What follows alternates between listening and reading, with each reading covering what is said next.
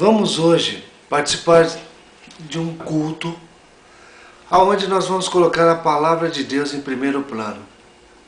Vamos deixar de lado os nossos pensamentos, os nossos sentimentos, deixar de lado a nossa preocupação com o que está à nossa volta, com aquilo que nos incomoda. Ou seja, você veio para cá, mas a sua mente está tão longe que você mal sabe o que está fazendo.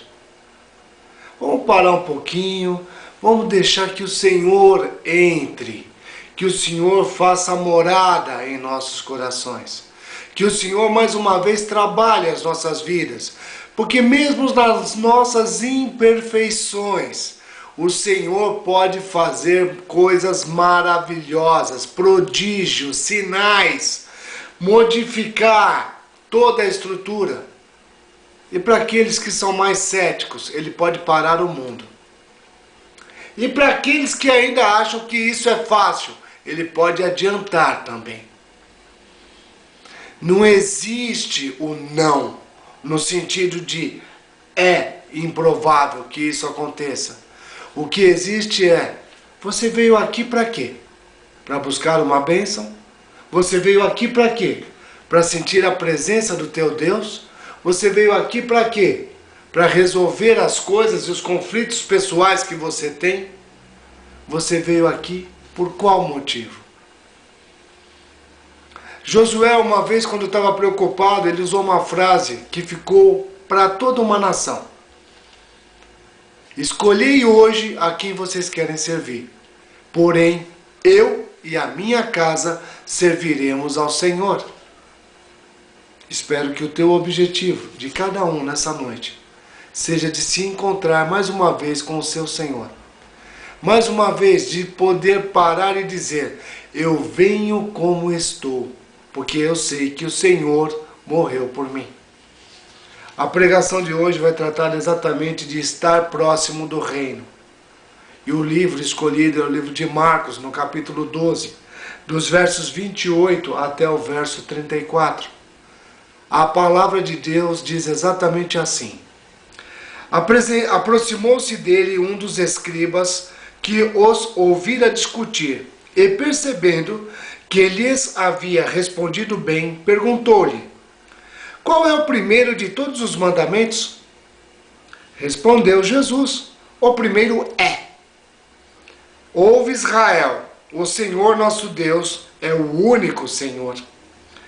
Amarás, pois, ao Senhor teu Deus de todo o teu coração, de toda a tua alma, de todo o teu entendimento e de todas as tuas forças. E o segundo é este: amarás ao teu próximo como a ti mesmo. Não há outro mandamento maior do que esses. Ao que lhe disse o escriba, muito bem, mestre, com verdade disseste que ele é um, e fora dele não há outro, e que amá-lo de todo o coração, de todo o entendimento e de todas as forças, e amar o próximo como a si mesmo, é mais do que todos os holocaustos e sacrifícios. E Jesus, vendo que havia respondido sabiamente, disse-lhe, não estás longe do reino de Deus. E ninguém ousava mais interrogá-lo. Mais uma vez eu faço uma pergunta. Por que você veio hoje aqui? Qual a tua expectativa? Jesus estava conversando com pessoas e na conversa, que quase sempre gerava um interrogatório, ele respondia de forma simples, sempre dando ênfase para a palavra, sempre preocupado em mostrar o que as Escrituras diziam a respeito do assunto. E um escriba, que nada mais era que um escritor, uma pessoa preocupada, olhou e falou, poxa, as respostas que ele está dando são respostas sábias, são respostas coerentes. E soltou uma pérola. Qual o primeiro mandamento? Qual é o maior de todos? Jesus respondeu de forma tão simples. Chamar Israel, Adonai no Adonai Errat. Ele não falava grego, Jesus falava, eles chamam de aramaico, ou o hebraico, como nós falamos. E completou, e eu vou dar para você também o segundo. Ame o seu próximo como a si mesmo. Pense numa partida de futebol. Nós vivemos num país, o Brasil, ele é conhecido mundialmente, ou pelo menos essa é a informação que nós temos. O nosso país é conhecido por ser o país do futebol. Imagina uma partida onde a bola é chutada pelo atacante, passa o goleiro, mas bate na trave. A emoção de todos vai ao limite. Mas na realidade, tanto faz se ele batesse na trave ou fora do gol, muito fora, era a mesma coisa. Porque a regra do futebol, assim como as escrituras, ela já foi determinada. E a trave não significa gol. A trave significa que você errou o gol. Pode ter tirado tinta, como as pessoas dizem, mas tirou tinta da trave. Mas se a bola não entrou dentro e sacudiu a rede, não houve gol. E a partida permanece com o mesmo número que estava. Mas e se eu mudar a regra e começar a dizer que se bateu na trave é gol? Mais uma vez a gente volta numa outra discussão. Se eu começo a criar uma regra na regra que já existe, eu estou começando a fazer um novo sistema, criando uma nova diretriz. E a partir desse momento que eu faço esse tipo de coisa, praticamente o que eu vou fazer é criar um novo estilo de jogo. Ou uma nova modalidade. E isso é uma preocupação nos nossos dias. Porque quando se fala das escrituras sagradas, quando você começa a distorcer muito, começa a criar alternativas, começa a dizer, não é bem assim o que está escrito aqui. As coisas não podem ser lidas literalmente, elas devem ser lidas pela emoção. Opa, mas depois do raciocínio, mas é no raciocínio que você leva para a emoção. E na sua emoção você toma a decisão do que você quer fazer. Só que presta atenção, se você alterar, você está numa outra partida e muito longe, muitas vezes, do que foi escrito.